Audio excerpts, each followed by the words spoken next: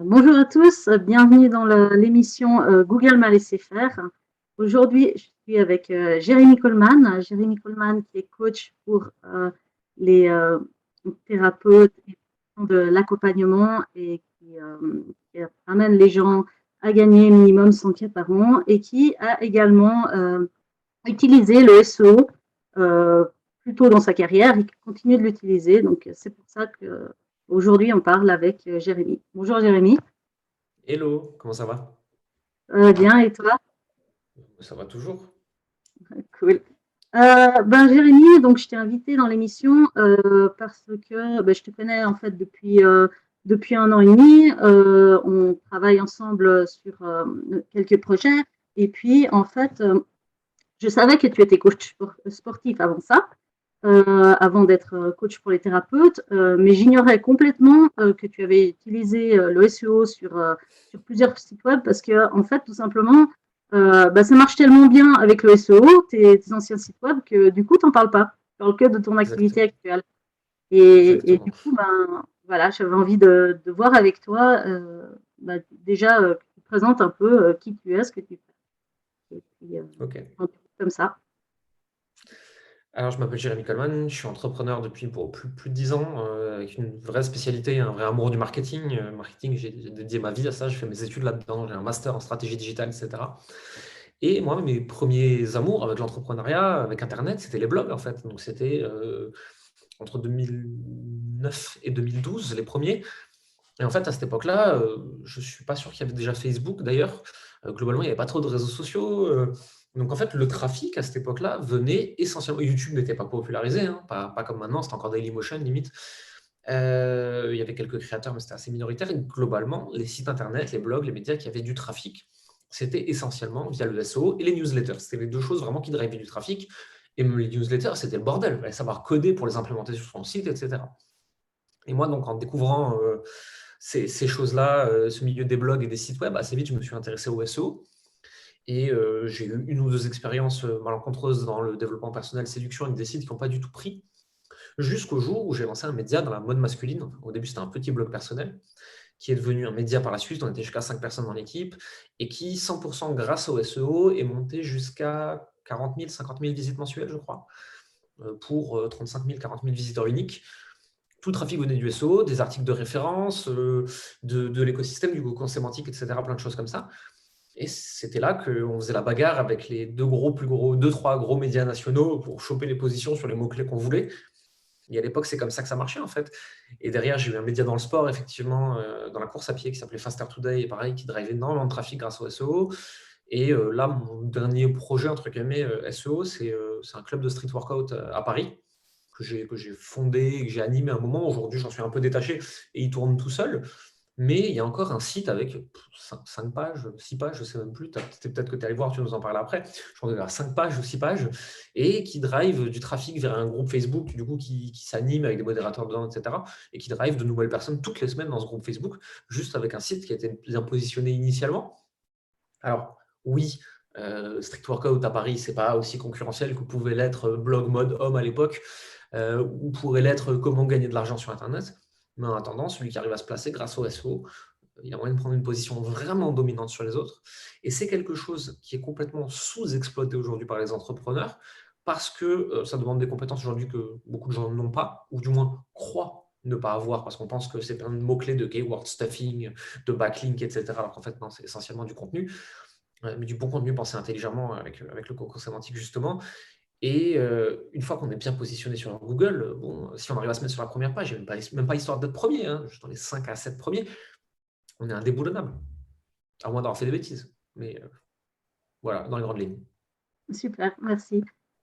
Et du coup, pourquoi est-ce que, typiquement pour Street Workout, pourquoi est-ce que tu as été chercher à améliorer ta visibilité via Google plutôt que sur les réseaux sociaux? Parce que maintenant, il y a effectivement pas mal de réseaux sociaux et beaucoup d'entrepreneurs me disent, oui, moi, Google, je m'en fiche. Franchement, j'ai tout mon trafic par les réseaux sociaux. Pourquoi toi, tu t'es dirigé vers Google? Parce que les réseaux sociaux, c'est très bien, mais en fait, si tu arrêtes de poster, tu arrêtes d'avoir du trafic. point barre, en fait. C'est un vortex à contenu, hein, concrètement. Et ça vaut pour tous les réseaux sociaux, hein. Ceux qui pensent que c'est autrement ne marchent pas, hein. Le seul qui est un peu entre les deux, c'est YouTube, parce que YouTube, il y a du SEO aussi. Globalement, le principe d'un site référencé en SEO avec du contenu de qualité, c'est qu'en fait, tu ne fais rien et qu'il y a des gens qui arrivent chez toi. Instagram, Facebook, Twitter, LinkedIn et dans une moindre mesure un peu YouTube. Quand tu postes, tu as du monde qui arrive. Et encore, il faut déjà avoir une stratégie qui est pensée pour. Quand tu ne postes pas, tu n'as plus personne. Donc en fait, ta capacité d'attraction de clients dépend du temps que tu passes à créer du nouveau contenu pour attirer des gens. C'est très bien les réseaux sociaux parce que les réseaux sociaux permettent une amorce très rapide de trafic. Si on veut faire ça avec un site web, il faut mettre du SEA avec du SEO. On est obligé au début pour amorcer la pompe. Mais le SEO, une fois qu'il est placé, que les mots-clés sont rankés, que les articles qui tournent, etc., je peux ne plus rien foutre à part mettre mon site à jour et faire un petit peu de contenu une fois dans le mois. Et ça me rapporte du trafic qualifié en permanence. C'est juste que c'est obscur pour beaucoup de gens. C'est une approche long terme. C'est pour ça qu'il y a des gens comme toi, justement, pour les aider, pour leur apprendre à le faire. Et vous êtes très peu à le faire en francophonie. Et donc, c'est très bien qu'il y ait des gens qui le fassent enfin. Les gens, la plupart des entrepreneurs ne voient pas le long terme. Ils se disent, là, j'appuie sur tel bouton, j'ai du trafic. Là, j'appuie sur tel bouton, là, je dépense de la pub, j'ai du trafic. Oui, mais si ton compte Facebook il est banni, si ton compte Google il ne marche plus, si tes réseaux sociaux sont fermés, si l'algorithme il change, comment tu fais? L'algorithme de Google, globalement, c'est je veux pousser le meilleur contenu possible aux utilisateurs. Parce que l'époque du keyword stuffing et du backlinking à tout va, etc., elle est finie. Aujourd'hui, c'est vraiment comment est pensée l'architecture de ton site et le contenu que tu mets dedans. Donc, en fait, ça va aller dans le long terme comme ça sur Google, sauf qu'aujourd'hui, de plus en plus, il met de la géologue, il met plein de choses comme ça, et de la vitesse de site et du mobile. Mais si tu fais du bon contenu, tu ne vas pas te faire dégommer par un changement d'algo par Google, puisque tu utilises son algorithme comme il veut que ce soit utilisé. Nous, créateurs professionnels, on utilise les réseaux sociaux pas comme les réseaux sociaux veulent qu'ils soient utilisés. Donc, on est en zone grise et on peut se faire dégommer à tout moment. Sur Google, tu ne te fais pas dégommer si facilement. Et est-ce que tu dirais effectivement que pour quelqu'un qui débute dans son business, vaut mieux commencer par les réseaux sociaux pour avoir quelque chose de rapide, des résultats rapides, pas s'embêter avec de la pub, et puis assez rapidement commencer à penser une stratégie SEO pour le moyen terme, histoire de consolider son business. Moi, si aujourd'hui je recommence à zéro et j'avais le temps que j'avais quand j'ai débuté, je ferais les deux. Donc, c'est-à-dire que j'aurais une démarche social média pour amorcer la pompe, pour aller vite, sans payer, parce que le SEA, c'est pas donné à tout le monde. Et à côté de ça, en fait, vu que je fais déjà plein de contenu sur mes réseaux sociaux, le contenu, je le mettrai sur un site, je l'architecturerai un peu différemment, j'optimiserai mes titres, mes choses, etc. pour en fait commencer à amorcer la pompe parce que au bout de 3, 6, 12, 18 mois, en fait, tu as du trafic qui arrive tout seul. Mais si tu dois, quand tu as un business qui tourne déjà depuis 1, 2, 3 ans, que tu dois recommencer à zéro sur ton site parce que tu ne l'as pas fait depuis le début, c'est plus difficile. Ça demande plus de temps. C'est pour ça que beaucoup de gens n'y vont pas et ils vont finir par y aller le jour où ils vont se faire fermer leur compte Facebook publicitaire, le jour où un algorithme social media va changer qui fait qu'ils n'auront plus de trafic et ils ne vont pas avoir le choix. Sauf que vu qu'ils ne sauront pas anticiper, ils vont mettre 6 mois à avoir du trafic de Google. On est très mauvais en tant qu'humain pour prévoir les conséquences futures de ce qu'on fait. Je pense qu'il faut anticiper le futur quand tout va bien et pas se demander eh merde, qu'est-ce que je fais quand tout va mal. Oui, en effet. Et du coup, toi, qu'est-ce que tu as fait pour tirer parti de Google sur ce site Street Workout, par exemple, à Moi, l'époque? je me pose toujours une question et je me la pose en business, je me la pose en pub, je me la pose en social media et je me la pose aussi sur Google, sauf que sur Google, elle paye encore plus.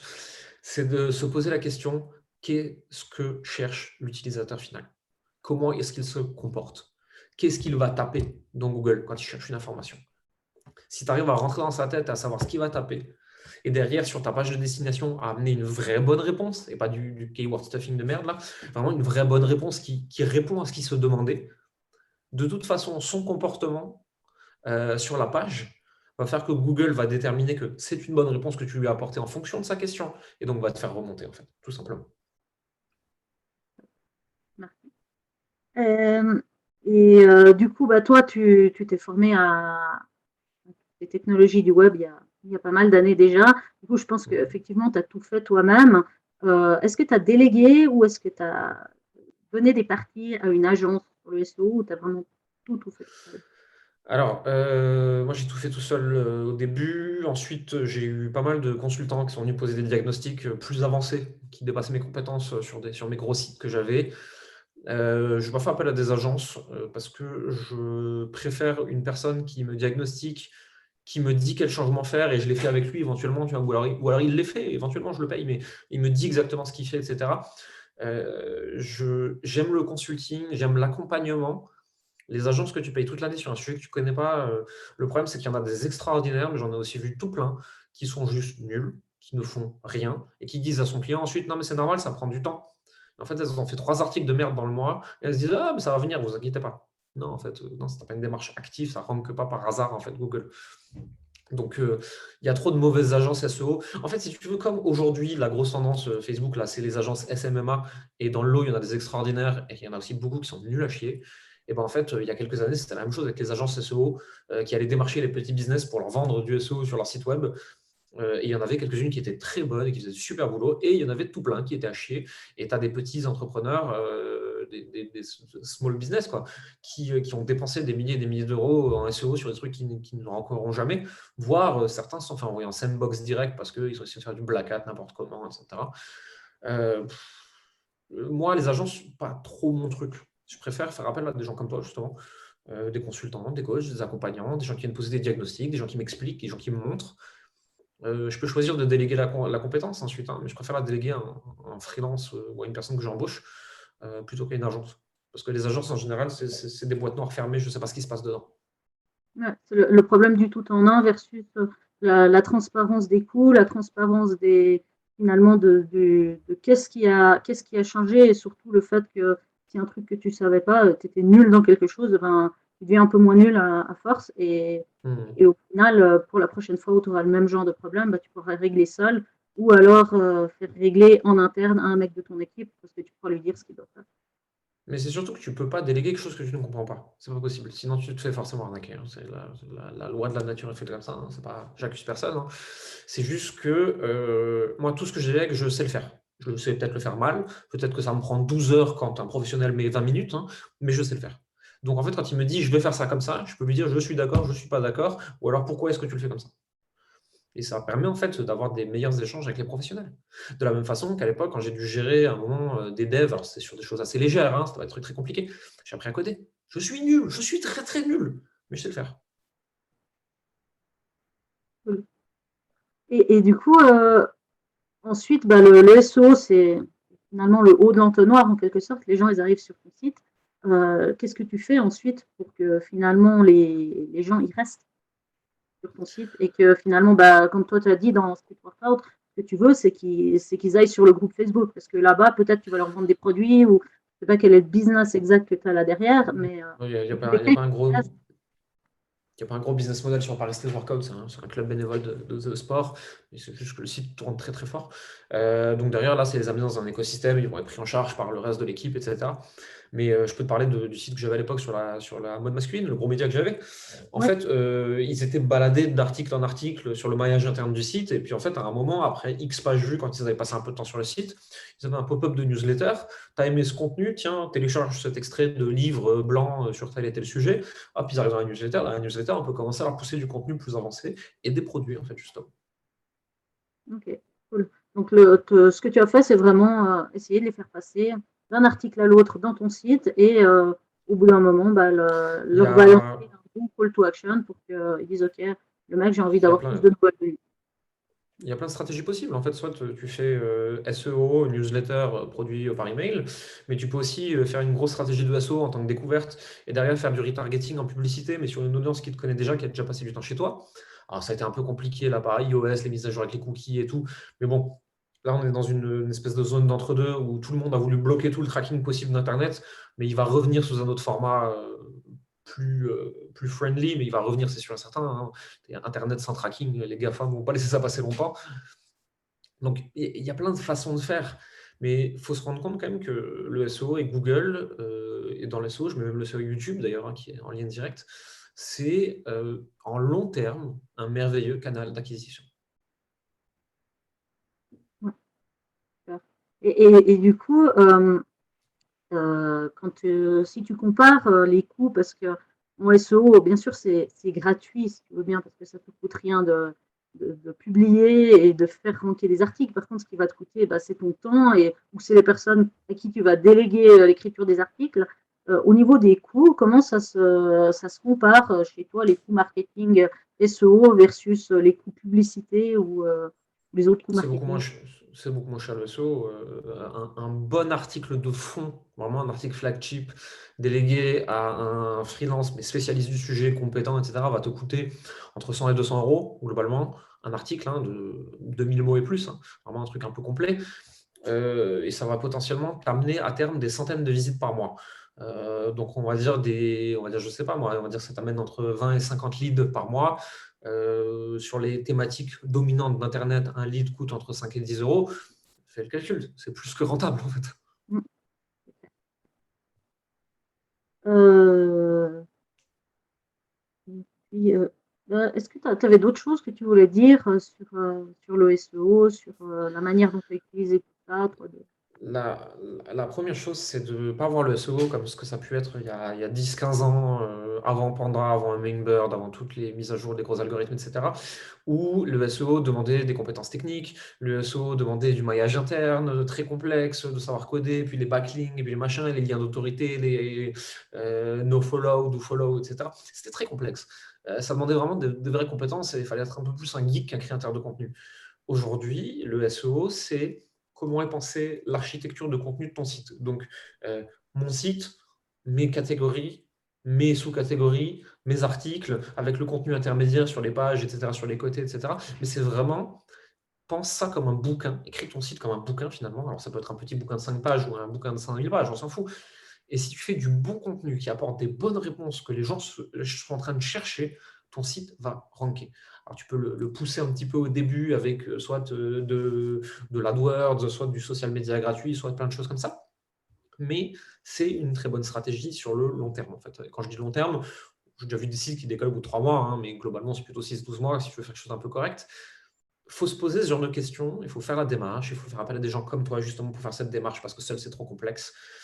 Quand tout va bien, pas une fois que notre source de trafic s'est tarie, on s'est dit merde, il m'en faut une autre. Parce que justement, en fait, quand tout va bien, tu as le temps d'amorcer la pompe, de prendre les 3, 6, 12 mois qu'il faut pour que ton site tourne correctement. Moi, aujourd'hui, j'écoute encore régulièrement des gens dont le métier, c'est la pub, le marketing, machin, etc., et qui disent oui, bah, par contre, moi, tous mes leads, ils viennent du SEO. C'est Ok. juste que c'est un truc un peu obscur, que les gens ils pensent que c'est fait pour les autres. Moi, j'ai connu des sites qui faisaient 2 millions de CA annuels, 100% d'acquisition SEO. 100%. Il n'y a pas un visiteur qui venait d'autre part que du SEO. Avec des sites qui faisaient entre 40 et 60 000 visites par jour, soit plus que le magazine GQ en France. Et des sites que personne ne connaît. Ouais. Le SEO, c'est encore le business en ligne à l'ancienne, en fait, mais on ne se rend pas compte. Il y a des choses mais colossales à faire. Placé sur la bonne thématique, avec le bon contenu, même pas besoin de personal branding si on n'a pas envie d'y être, etc.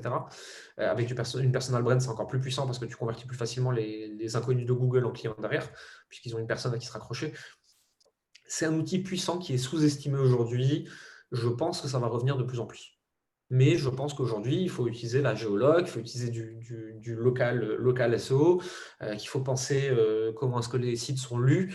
Quand je vois encore des sites aujourd'hui qui ne sont pas responsives, ça me rend un peu malade. Et encore responsive, ça ne suffit plus. Il faudrait presque un site mobile à part. Il y a plein de choses à prendre en compte aujourd'hui sur comment l'utilisateur consomme ton contenu. Et toutes ces choses-là fait que les gens ils essaient d'aborder ça seuls. C'est trop compliqué vu que ce n'est pas leur métier. Ils n'y arrivent pas, ils abandonnent, ils passent à autre chose parce que les réseaux sociaux, ben, c'est user-friendly, c'est facile. Je Mais pense que c'est une erreur. ouais. Comme Je tu pense disais que au c'est une erreur départ, long terme. ouais, mais c'est court terme. Voilà. Donc, aux gens qui nous écoutent, je vais dire quelque chose, c'est de faire appel à toi ou des gens comme toi, peu importe, on n'est pas obligé de travailler avec toi, ça peut être avec n'importe qui fait ce métier-là et qui le fait bien, ça c'est important, et de se poser en amont la question d'une stratégie long terme. Super. Ben, merci beaucoup, Jérémy, pour le temps que tu m'as accordé. Ben, en tout cas, Avec je mettrai plaisir. aussi dans la description les liens sur ce que tu proposes, toi, en Mhm. amont aux personnes pour ben, justement utiliser correctement les réseaux sociaux et surtout quand on débute, pas se faire avoir aussi tout ce qui est publicité, et tu cibles mal au départ, et là, c'est un peu catastrophique. C'est un gouffre si tu fais des bêtises, la pub. Ça coûte cher. Embêtant. Et surtout qu'au début, tu n'as pas beaucoup d'argent. C'est bête de le dépenser. Il y a des meilleurs endroits pour le mettre. Voilà. Et donc, du coup, je mettrai tous les liens dans la description. Et puis, moi, de mon côté, j'ai fait une petite série de vidéos aussi.